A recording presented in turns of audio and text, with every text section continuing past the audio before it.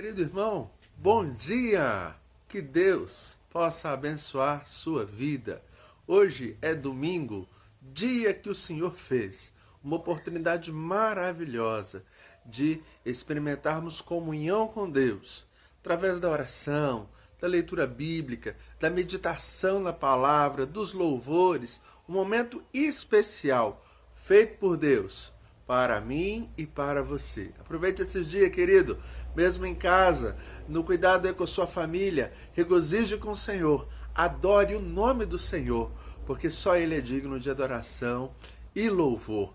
Lamentações, capítulo 3, a partir do versículo 21, diz assim: quero trazer à memória o que pode me dar esperança.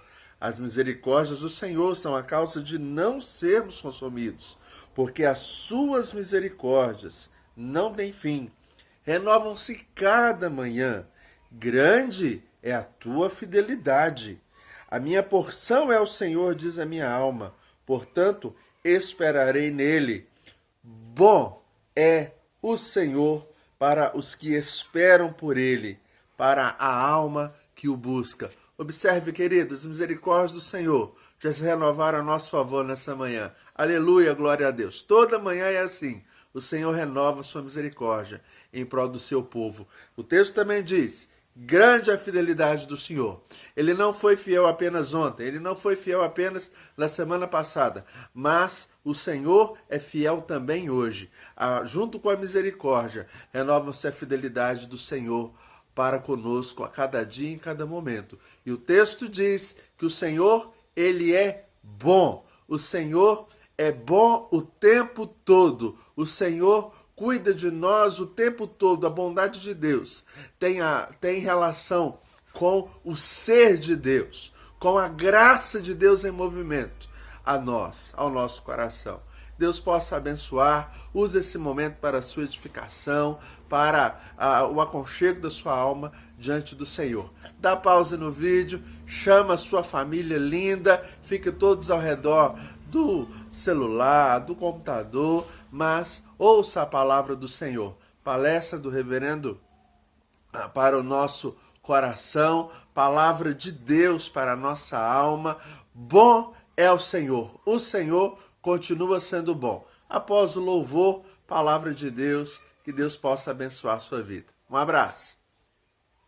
Amém, graças a Deus.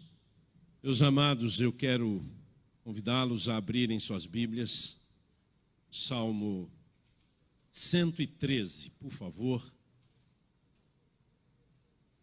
a nossa meditação na palavra do nosso Deus, nessa oportunidade. Salmo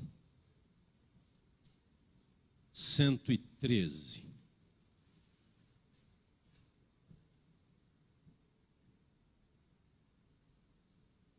Acompanhe-me na leitura da palavra do Senhor. Aleluia! Louvai, servos do Senhor, louvai o nome do Senhor. Bendito seja o nome do Senhor, agora e para sempre. Do nascimento do sol até ao ocaso, louvado seja o nome do Senhor. Excelso é o Senhor, acima de todas as nações, e a sua glória acima dos céus. Quem há semelhante ao Senhor nosso Deus, cujo trono está nas alturas, que se inclina para ver o que se passa no céu e sobre a terra. Ele ergue do pó o desvalido e do monturo necessitado, para o assentar ao lado dos príncipes, sim, com os príncipes do seu povo. Faz que a mulher estéril viva em família e seja alegre mãe de filhos. Aleluia. Pai, essa é a tua palavra e nós pedimos que nesse instante o Senhor faça uso da palavra e ilumine a nossa mente e nos conceda a bênção de entender e de discernir o que a palavra está nos dizendo. E que o Senhor nos ajude, por causa da palavra e movidos por ela, viver de maneira que o nome do Senhor seja exaltado acima de todo nome. E que a glória do Senhor se manifeste na vida do teu povo que está aqui. É o que nós te pedimos e nós te agradecemos no nome bendito e precioso de Jesus Cristo, o nosso Salvador. Amém. Amém.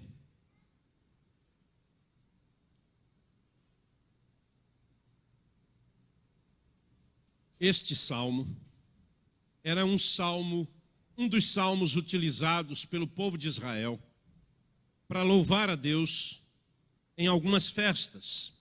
A festa de Pentecostes, esse salmo era utilizado para celebrar o Senhor e para adorar o Senhor, como também a festa dos tabernáculos, os festivais que se realizavam em Israel. Esse salmo era lembrado. Esse salmo começa com esse termo, essa palavra, aleluia. E ele termina com a mesma palavra, aleluia. Aleluia, a tradução é louvem a Jeová, ou louvado seja o Senhor. Mas aleluia é uma expressão praticamente com a mesma pronúncia no mundo inteiro. Português, inglês, francês, russo, aleluia. Alguns arrastam aleluia, mas é aleluia. Essa palavra é única. Essa palavra é utilizada em comerciais, mas ela só cabe ao nome de Jeová. Porque a sua tradução é louvem a Jeová. Aleluia. O nome de Deus está envolvido nesse negócio chamado aleluia, que por vezes nós brincamos com ele. O termo aleluia, que nós queremos ministrar hoje aqui, é uma palavra muito comum nos nossos cânticos. Nós utilizamos muito.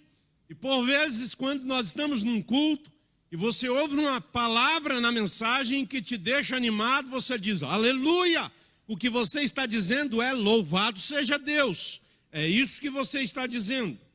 Queridos, o salmista começa e termina o salmo com esse termo aleluia, e ele nos permite saber pelo conteúdo do salmo, pelo cântico que ele apresenta, as razões pelas quais Deus deve ser louvado.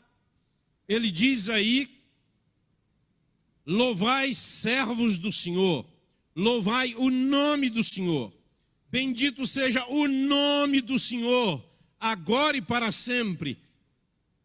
Verso 3, do nascimento do sol até o ocaso, louvado seja o nome do Senhor.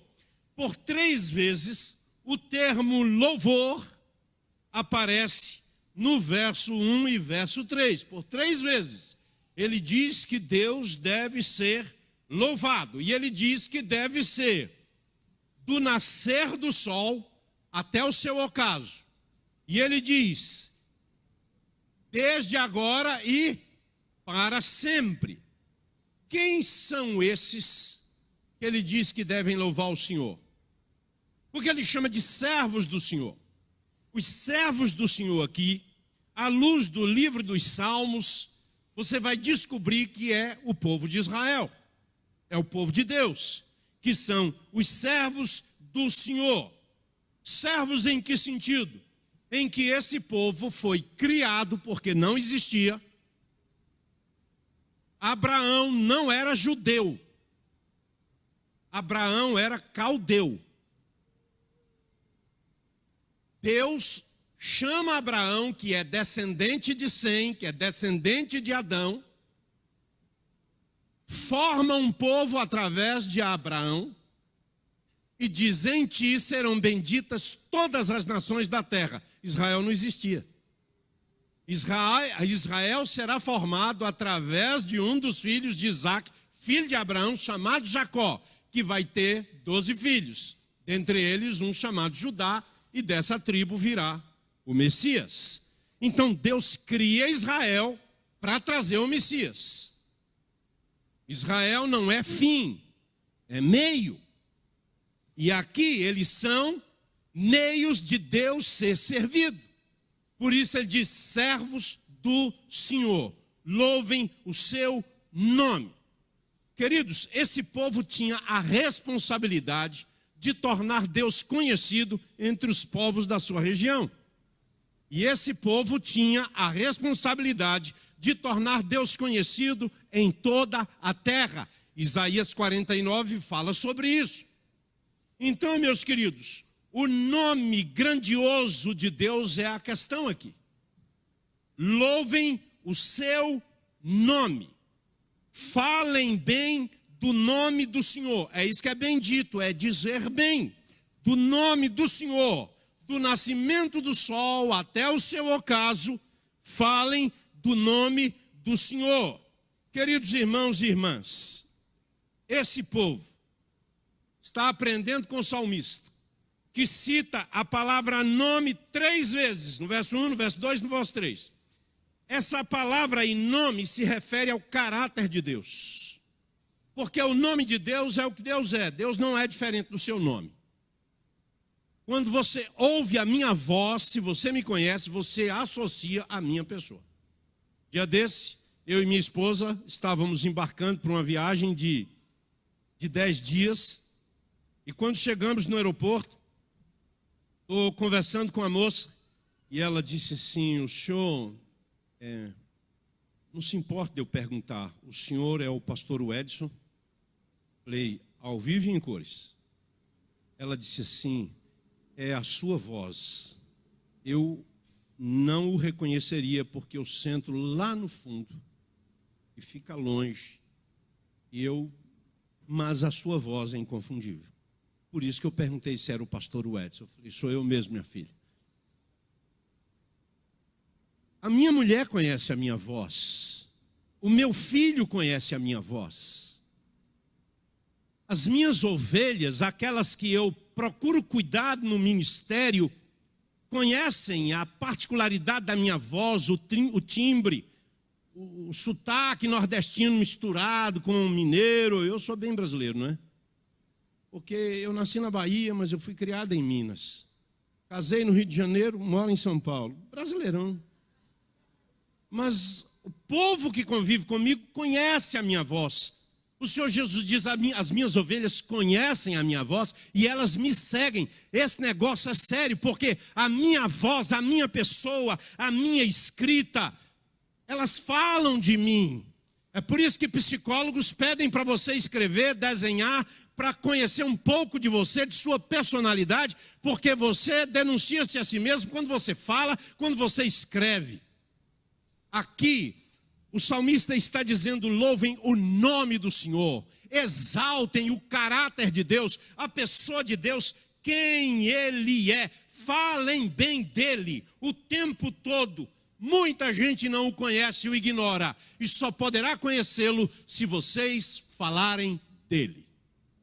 E falarem bem dEle, falem do seu nome, porque se você falar do nome de Deus, você vai falar coisa boa, porque Deus é bom e Deus é bom o tempo todo. Irmãos queridos, esse louvor que o salmista chama Israel para exercer, e Deus chama você também, é um louvor que extrapola o tempo, e extrapola o espaço, porque o salmista diz aqui, do nascimento do sol ao seu ocaso, ou de leste a oeste, em todos os lugares, o nome dele tem que ser louvado. Mas ele também diz, agora e para sempre, no verso 2. É hoje, amanhã, depois de amanhã, o ano que vem. O nome de Deus deve ser adorado em todo lugar, não importa onde você esteja. Quando você está aqui no culto, do lado da sua família, você deve louvar o Senhor. Mas quando você viajar para o outro lado do mundo e ficar sozinho no hotel, lá você deve louvar o nome do Senhor. Porque o Senhor é o Senhor de toda a terra, Ele está em todo lugar, não há lugar. Essa questão de tempo e espaço é para mim e para você, para Deus não. Deus está em todo lugar, conhece todas as coisas, sabe todas as coisas, porque Ele é onipresente, onisciente, e Ele pode todas as coisas porque Ele é onipotente. Então, queridos, o salmista, está dizendo que o nome do Senhor é tão grandioso que nós devemos louvá-lo, exaltá-lo em todo lugar e em todo tempo. A segunda razão que o salmista diz que nós devemos louvar o nome do Senhor, exaltar o nome do Senhor, é que não há na terra, em toda a sua história, nem passado, nem no presente e nem no futuro, não há nenhum trono que seja semelhante sequer ao trono do nosso Deus. Excelso é o Senhor, verso 4, acima de todas as nações, pode somar todas as grandes potências e impérios do passado, todas as grandes superpotências dos nossos dias. A Bíblia diz que a sua glória está acima dos próprios céus. Nada, nem ninguém pode ser comparado ao Senhor em sua majestade. O verso 5 diz: quem há semelhante ao Senhor nosso Deus, cujo trono está nas alturas? O salmista está dizendo que ele é incomparável. Ele está exaltado acima de todas as nações da terra, de todos os impérios, de todos os poderes, de todas as riquezas do universo. Ele está exaltado acima de todas estas coisas, e é por isso que no Apocalipse capítulo 19, verso 16, João, na revelação que teve, diz que Jesus Cristo é o Rei dos reis e Senhor dos senhores. Nada pode ser comparado a Jesus Cristo. Jesus não é e nem pode ser comparado àquela figura grotesca que foi humilhado pela figura de um demônio num carnaval do Brasil. Aquilo ali não tem nada a ver com a verdade, porque o diabo jamais venceu a Jesus Cristo. E ele não será vencido. O diabo já foi vencido. Ele já está derrotado. O Senhor Jesus Cristo está acima de todo principado e poder. Ele está exaltado acima de todas as coisas. João viveu com Jesus durante o seu ministério, o conhecia no particular. Jesus ressuscitou e subiu aos céus, aproximadamente 60 anos depois. João está na ilha de Patmos, hoje a atual Turquia. E ali na costa oeste de Patmos, da Turquia, tem essa pequena ilha, que é uma ilha, nos dias de João, habitada só por prisioneiros do Império Romano. Quebrava pedras para as construções romanas. Ali naquela ilha abandonada e sem futuro para ninguém, porque só a morte prevalecia ali. João tem uma visão. Jesus Cristo se manifesta a ele. E a visão é tão gloriosa que quando ele olha para Jesus Cristo glorificado, ele não sabe que é Jesus. Ele diz: ele é semelhante a um homem. Os seus olhos são como chamas de fogo. Os seus cabelos são alvos como a branca neve, a lã. A sua voz é como voz de muitas águas. Era o que ele achava para expressar. Ele nunca tinha visto aquilo. Não há nada na terra que se compare ao que ele vê. Ele ouvia as ondas arrebentando nas pedras da ilha. E lembrando daquela arrebentação, ele dizia: a voz dele é semelhante às águas, às muitas águas que arrebentam aqui. Os seus pés são como de bronze polido. Ele está vestido de vestes talares. A sua face brilha como o sol ao meio-dia. E quando o vi, caí como morto. Sabe por quê? Porque a glória de Jesus é tão grande que ninguém pode contemplá-la sem que morra. João perde os sentidos como morto. E a Bíblia diz que Jesus então coloca a mão sobre João. Estuda lá no capítulo 1 de Apocalipse. E quando coloca a mão sobre João, ele diz: não temas, eis que eu estive morto, mas agora eu estou vivo pelos séculos dos séculos. É esse Jesus glorificado que nós adoramos. Não é aquela figura esquálida, com as costelas aparecendo, fincada num crucifixo. Aquilo não representa Jesus. Aquilo ali é uma pálida imagem, suposta imagem do Cristo histórico, mas não do Jesus Cristo vivo, que quem olha para ele tem que cair, tem que se ajoelhar. É esse Jesus Cristo que está sentado num alto e sublime trono e que é glorificado diante de Deus e que nós precisamos adorar. Queridos irmãos e irmãs, o trono de Jesus está acima de todos os tronos da terra. Ele está acima de tudo, acima de todos. Ele é transcendente, mas ele também é imanente, porque ele vem aqui e esse salmo fala isso. Porque embora seu trono esteja acima de todos os tronos, o verso 6 diz que ele não é indiferente, que ele não vive isolado num trono de glória, mas que ele se inclina para a terra, para ver o que se passa por aqui. Isso significa que ele conhece sua história. Isso significa que ele sabe o que está acontecendo entre nós, porque ele é um Deus que presta atenção. Ele não é um Deus alienado, desatento. O texto aqui está dizendo que ele é um Deus observador. Isso é antigo em Jesus. O Evangelho de Marcos registra que Jesus um dia sentou-se no templo, num dos acessos onde tinha um gasofilácio. Ele se assentou para ver o povo lançando ofertas. Deus observa quando você lança uma oferta. A Bíblia diz que Jesus disse: os ricos estão lançando grandes somas, mas o que me chama a atenção é uma viúva que está colocando 2 moedas. Era uma refeição, e era tudo que ela tinha.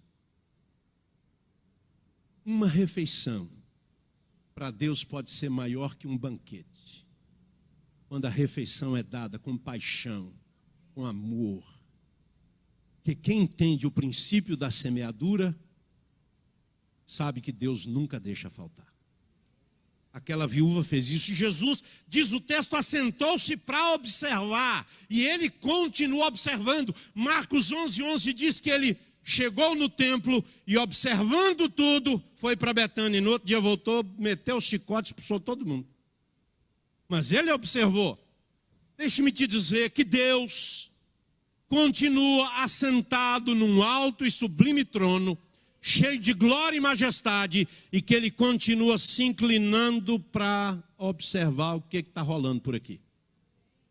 Ele conhece você, ele conhece sua história, ele conhece sua dor, sua necessidade, ele conhece, diz a Bíblia Sagrada. Agora, a mensagem desse salmo não é só que o nome dele é exaltado, não é somente que ele está sentado num trono glorioso. A mensagem desse salmo é que seu amor é incomparável e sua bondade visita os confins da terra. Porque diz que ele se inclina para ver o que acontece, e ao observar o que acontece, ele encontra no pó o desvalido, ele encontra no moturo necessitado, e ele quer tirá-los dessa condição e assentá-los no trono junto com os príncipes do seu povo. E ele olha e vê e faz que a mulher estéril viva em família e seja alegre mãe de filhos. Deus se importa com tudo, com quem está no monturo e com quem anseia gerar filhos. É o salmo que está dizendo. Você diz assim: pastor, você vai fazer uma fila para orar para as mulheres que querem engravidar? Você sabe de uma coisa, querido? Eu já orei para muitas mulheres que ansiavam ter filhos e engravidar. E vou orar enquanto Jesus Cristo me chamar para a glória, eu vou orar por pessoas que me pedem para orar. Mas Deus não me autoriza a prometer nada para ninguém. Porque ninguém torce o braço de Deus. Você está entendendo? Agora vai fazer. Porque eu estou decretando. Ninguém decreta para Deus porque Ele é soberano. Servos não ordenam, servos obedecem. Servos seguem orientação. O Senhor sabe o que é e o que não é. O que a Bíblia está dizendo é que Ele faz da estéril mãe de filhos. E de onde ele tira, o salmista, essa imagem? Ele tira de 1 Samuel, capítulo 2, na história de Ana, que é estéril, não tem filhos, vai para o altar orar e vai clamar a Deus que lhe dê um filho.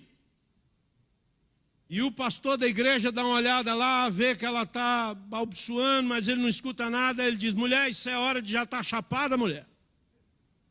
O pastorzão achou que ela estava bêbada. E ela disse: não, eu não estou bêbada. Minha alma está profundamente angustiada e eu estou aqui clamando diante de Deus. Deus deu filhos para Ana. Mas na sua oração, que é um cântico, Ana disse: o Senhor é o que tira a vida e a dá. Faz descer a sepultura e faz subir. O Senhor empobrece e enriquece. Tem gente que acha que Deus só enriquece. Não, Ele empobrece também, viu, meu irmão? Ele é soberano, Ele é Deus. Não ame a riqueza, não. Porque aquele que retém mais do que é devido, ser-lhe-á por pura perda. Isso é ensino bíblico. Especialmente você que é crente, aprenda a bênção da generosidade. Porque Deus é Deus generoso. Mas para Deus curar a nossa avareza, nós precisamos aprender a dar. Em casa, em relação aos filhos, maridos pão duro, miserento, munheca de samambaia, marido. Você só vai se tornar um marido abençoador se você for generoso com sua mulher. Eu não estou falando para você dar o cartão de crédito, não, que tem umas que são doidas mesmo. Não é disso que eu estou falando. Você tem que aprender a ser generoso. Porque aquele que retém mais do que deve vai ser pura perda, diz a palavra. Então Deus, Ele dá riqueza, dá, mas se Ele tiver que empobrecer, Ele empobrece, e é o que a Bíblia diz. Diz que Ele abaixa e Ele também exalta. Levanta o pobre do pó e desde o monturo exalta o necessitado para o fazer assentar entre os príncipes, para o fazer herdar trono de glória, porque do Senhor são as colunas da terra, e assentou sobre elas o mundo. Isso está lá em 1 Samuel, capítulo 2, do verso 1 ao 10, você encontra a história toda. Irmão querido, Deus é quem tem na mão a resposta para as nossas necessidades, angústias e perguntas. O seu nome está acima de todos os nomes. O seu trono está acima de todos os tronos. Mas Ele se importa com você. Quando diz que Ele faz da mulher estéril, alegre mãe de filhos, eu era pastor aqui, quando meu filho veio. Nós já tínhamos quase 10 anos de casados. Maura nunca tinha engravidado. Nós fomos ao médico aqui em Belo Horizonte. Filho de pastor, neto de pastor, meu amigo pessoal. E ele nos disse: eu lamento, meu pastor, mas a Maura nunca vai gerar filhos. Ela não vai engravidar. Eu falei: vai. Vai, porque eu tenho de Deus a certeza e a convicção de que eu vou ser pai. E eu só tenho ela. Então, se Deus me deu Maura por esposa, Ele vai me dar filhos através dela. E você fique sabendo que esse médico foi em novembro de 93. Janeiro nós viajamos para o Nordestão. Eu fui pregar na igreja do pastor Itamar, que depois viria a ser pastor aqui. Eu preguei lá e tinha um pastor de outra igreja que ministrou louvor a convite do Itamar. Eu nunca tinha visto. Terminou o culto e esse pastor virou para mim e falou assim: Deus mandou eu abençoar o ventre da sua mulher para ela conceber. Cara atrevido, não? Deus falou com ele, para ele abençoar o ventre da minha mulher, para ela conceber. E ele me disse: Deus mandou. E eu falei: já obedeceu? Ele disse: já. Mas não foi numa Assembleia de Deus, você está entendendo? Foi numa igreja presbiteriana do Brasil, através de um pastor presbiteriano. Sabe por quê? Porque o seu nome está acima de todo nome, o seu trono está acima de todos os tronos, e Deus não precisa de igreja A ou B para ser Deus. Ele é Deus em todo tempo, em todo lugar. É por isso que deve ser exaltado do nascimento do sol até seu ocaso, agora e sempre, não importa onde ou quando, Ele é Deus.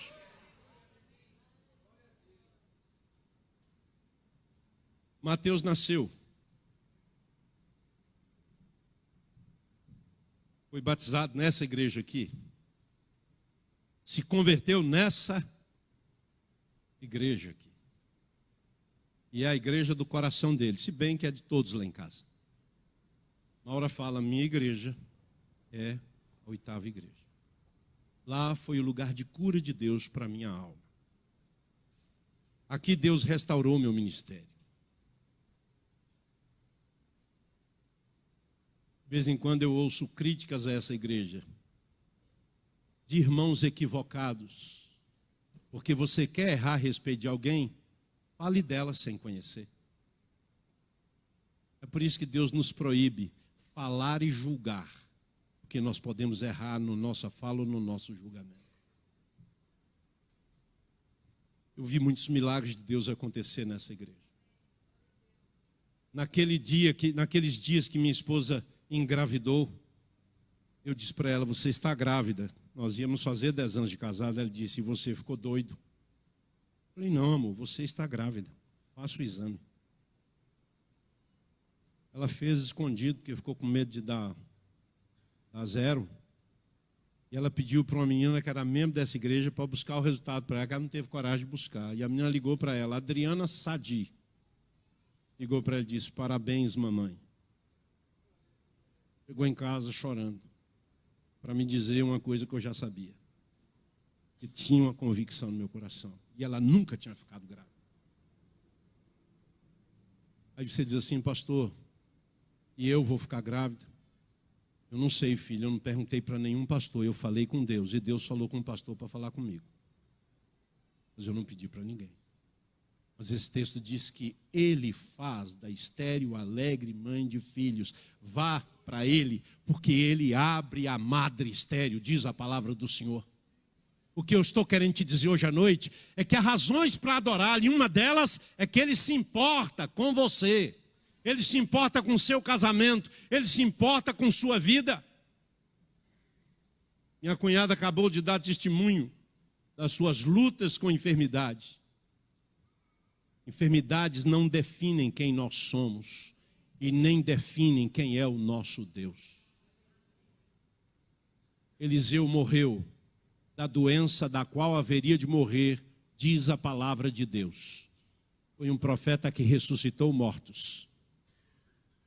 Quebrou a lei da gravidade. Fez um machado flutuar. Multiplicou comida.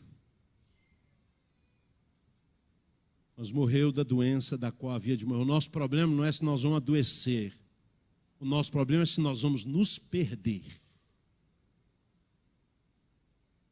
O Senhor Jesus disse que o caminho que leva a Deus é estreito. Estreito fala de valores, de princípios. O caminho largo, da felicidade barata, da vida fácil, sem lutas, esse caminho não leva para Deus.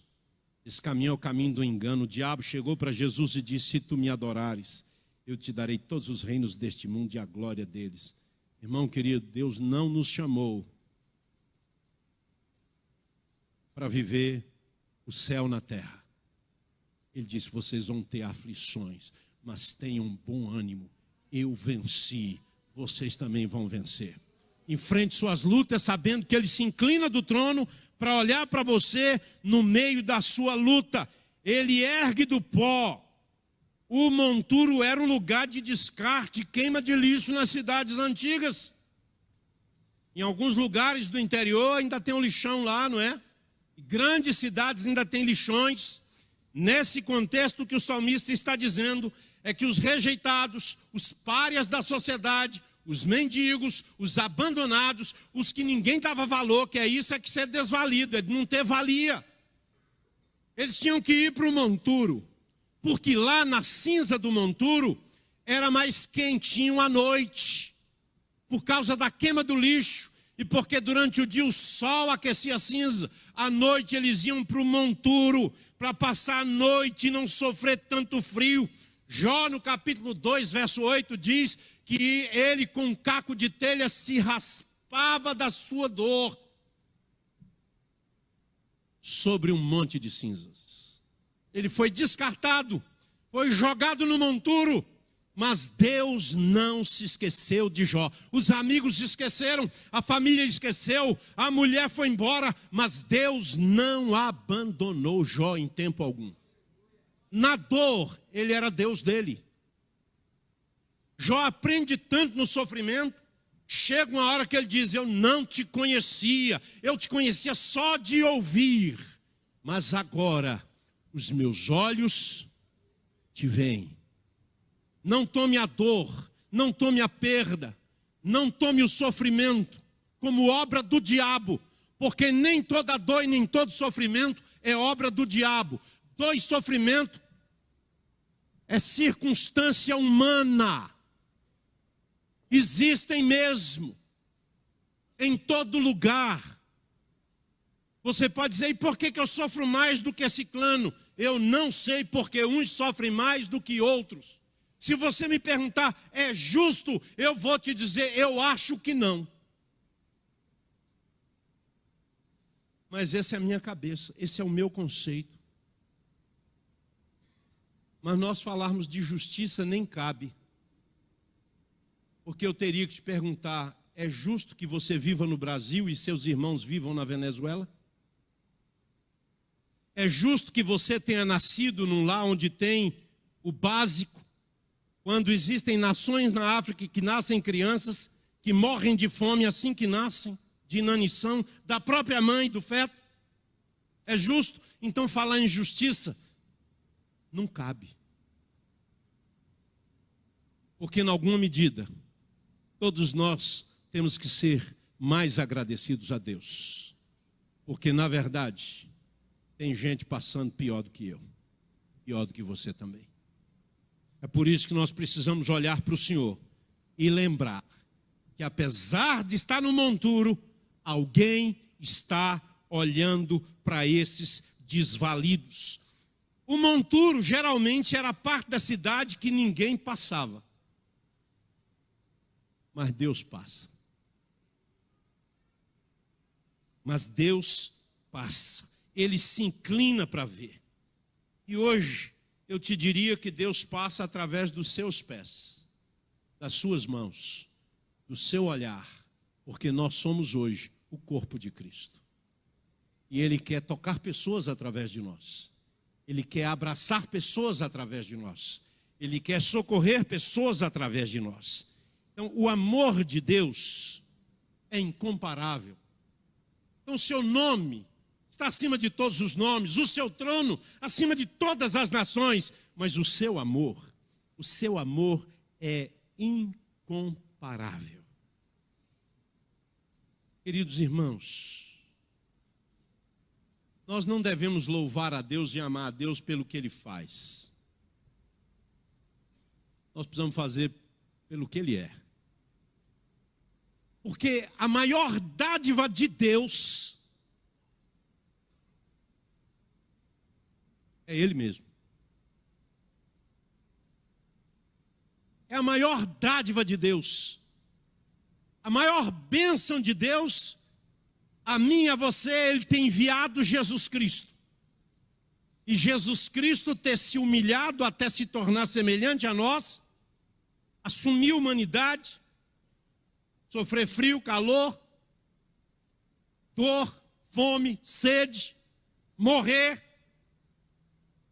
ressuscitar e vencer a morte, e por causa dele, eu me tornar filho de Deus. E ao me tornar filho de Deus, eu me torno irmão de Jesus.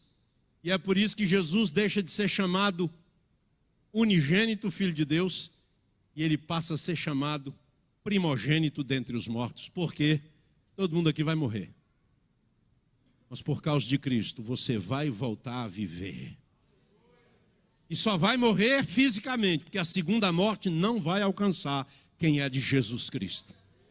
Quem é de Jesus não sofre o dano da segunda morte, que é a condenação espiritual, a condenação eterna. Que privilégio! E é disso que esse texto está falando. Porque esse texto diz que ele ergue. Ele vai lá e tira do monturo para o fazer assentar com os príncipes do seu povo. O que é assentar com os príncipes do seu povo? A Bíblia diz que Jesus é o príncipe da paz. Quando Josué está entrando na terra prometida, indo olhando para Jericó, sem saber como vai invadir, ele caminha pela campina e ele vê um soldado armado, com a espada nua na mão, fora da bainha. E esse soldado olha para ele olha para o soldado e diz: tu és dos nossos ou dos deles? E ele diz: eu sou o príncipe do exército do Senhor e acabo de chegar. Aquilo é uma teofania, porque o príncipe diz: tira a sandália dos teus pés, porque a terra em que estás pisando é terra santa. Josué se ajoelha e adora. Anjo não aceita adoração, só Deus é adorado na Bíblia. Ali é Deus, é Cristo Jesus, é o Senhor Jesus Cristo, aparecendo a Josué dizendo: eu estou aqui para fazer com que meu povo vença Jericó e entre na terra da promessa. Tem muita coisa para conquistar, mas eu que vou ser o comandante desse negócio aqui. Deixa-me te dizer uma coisa. Quando esse salmo diz que Deus nos tira do monturo e nos faz assentar com os príncipes, você precisa lembrar que a Bíblia diz que Deus, em Cristo, nos salvou e nos fez assentar nas regiões celestiais, à direita de Deus, em Cristo Jesus. Você está assentado à direita de Deus, em Cristo. Essa é a sua posição, é assim que nós falamos na teologia. Quando Deus olha para a sua direita, Ele vê você. Por quê? Porque você está em Cristo. Cristo é o seu advogado. Ele é quem intercede por você diariamente. É por isso que João 2:1 diz assim, 1 de João 2:1. E se porventura pecarmos, temos advogado junto ao Pai, Jesus Cristo, o justo. Ele intercede por mim e por você. Ele, que é o Rei dos Reis, é seu Senhor e é seu irmão. Eu, quando era pequeno, eu era encrenqueiro. Hoje eu estou muito melhor. Arrumo um pouco encrenca hoje. Mas quando eu era pequeno, eu era encrenqueiro. Eu arrumava confusão na escola com muita facilidade por causa do meu temperamento. E toda vez que eu arrumava confusão na escola, eu demorava de chegar porque eu ficava dentro da escola. Como é que eu vou sair? Os meninos iam me pegar. Eu ficava lá dentro, esperando. Aí, de repente, chegava meu irmão que está ali. Aí ele chegava e eu crescia. Ele era bom no tapa. Ele era bom de briga. Então ele chegava e eu crescia, eu animava. E aí ele chegava e eu já saía, né? E aí ele me protegia. Teve uma vez que 4 queriam pegar ele. Por minha causa. Aí tinha um rapaz, já o rapaz disse assim: de uma vez não. Se for os 4 de uma vez, eu entro com ele. Agora, se for um por um, o problema é dele. Fez fila. O primeiro apanhou, o segundo apanhou e o terceiro vazou. Para não apanhar também. Porque o meu irmão primogênito, o meu irmão mais velho, me defendia. Aquilo me dava segurança. Sabe por que eu uso isso? Eu era uma criança, inocente sobre muita coisa, sem maturidade, sem saber os valores de um relacionamento saudável, dominado por um temperamento infantil e descontrolado. Mas hoje, mesmo tendo amadurecido bastante, eu enfrento umas brigas desiguais. Eu preciso chamar meu irmão mais velho, Jesus Cristo, para ele me defender. Porque ele é o primogênito dentre muitos irmãos. Você não está sozinho.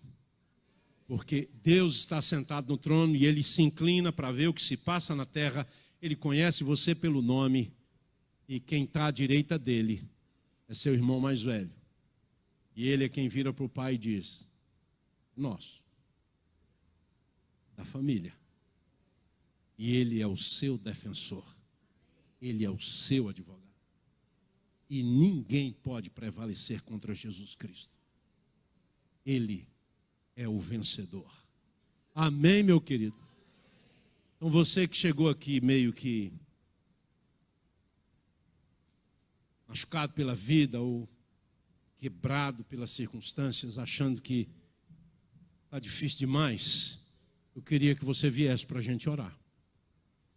Se você está se sentindo desvalido, sem muita valia, você não é alguém sem valia, porque ele pagou um preço tão alto que ele deu a própria vida dele por você. A Bíblia diz que uma pessoa vale para Deus mais do que o mundo inteiro. Então não há desvalidos aqui.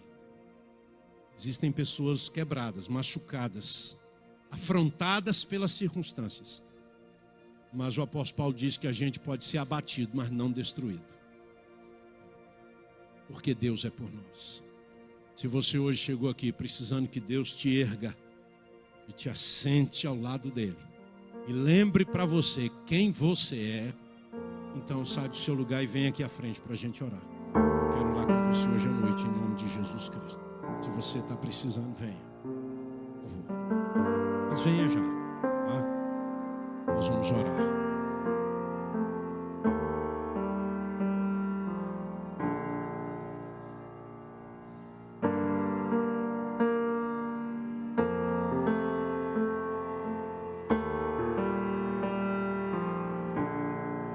Você vai chegando e você vai orando, e você vai dizendo para Deus como é que você está, o que você veio buscar. Coloque diante dele, porque ele escuta a nossa oração. Não é algo que eu possa fazer por você, mas é algo que ele pode fazer e ele fará, porque ele se importa. Porque ele se inclina para você. Porque ele é generoso, misericordioso. Ele é benigno. Sua bondade não tem limites. Ele é Deus cheio de graça em seu favor. Pai querido, esses amados se achegam e estão na tua presença nessa hora.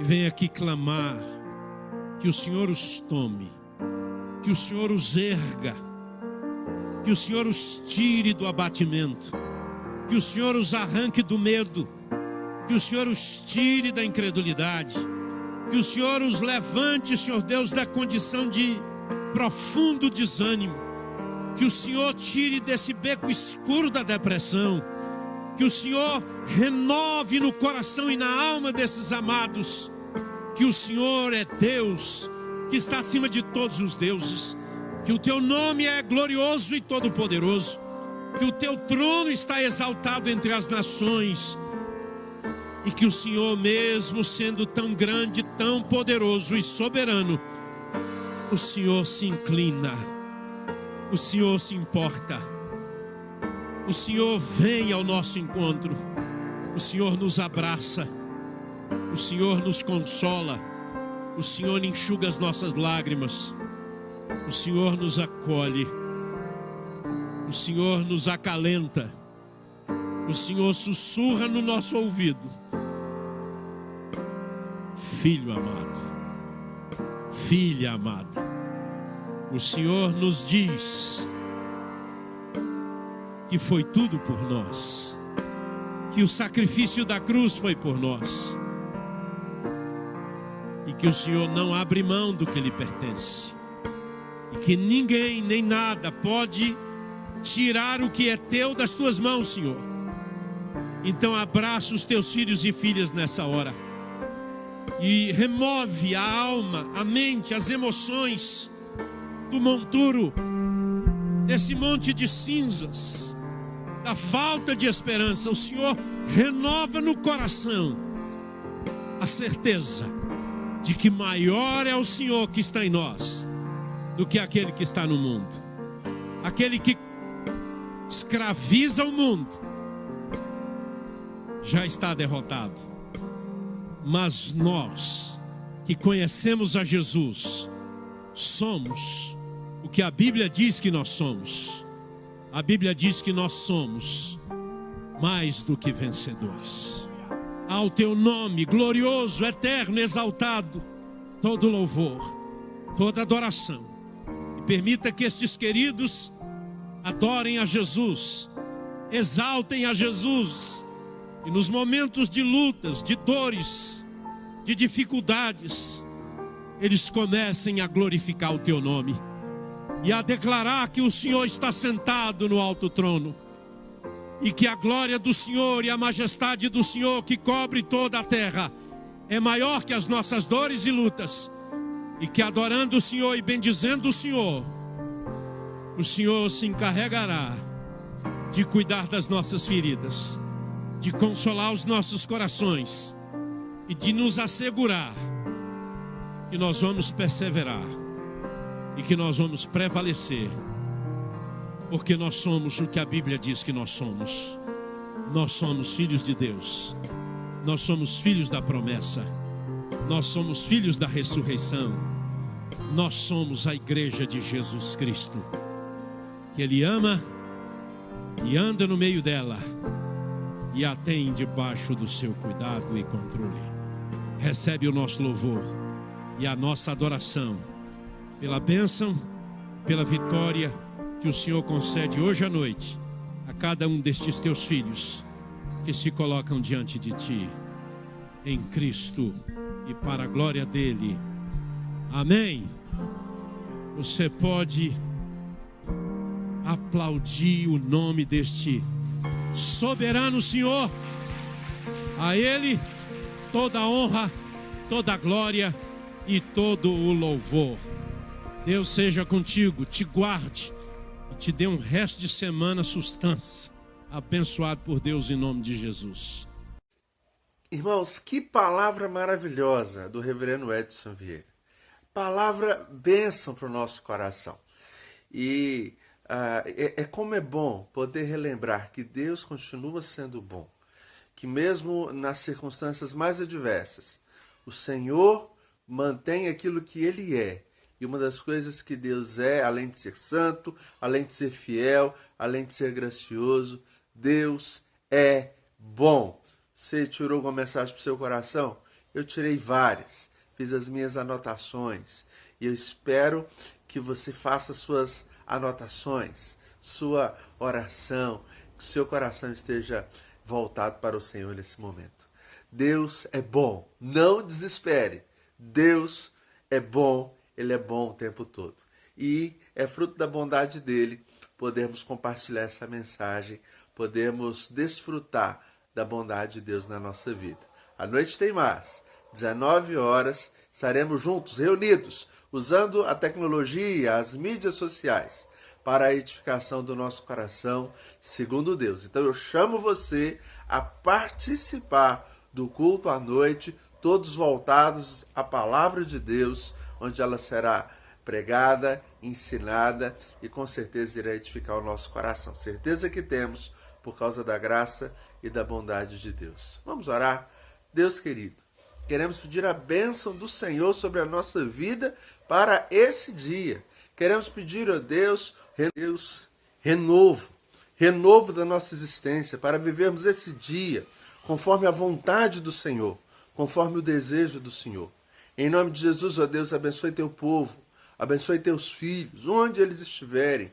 Abençoe abençoe esposa, abençoe filhos, abençoe pais, abençoe, ó Deus, com a graça poderosa do Senhor, todos aqueles, ó Deus, que precisam do Senhor, pais e mães, filhos, crianças, jovens, adultos, que a paz do Senhor esteja sobre todos, na convicção e certeza, ó Deus, de que o Senhor é bom, de que as suas misericórdias duram para sempre e de geração em geração a tua fidelidade. Nós lhe agradecemos, ó Deus, e te louvamos, em nome de Jesus. Amém.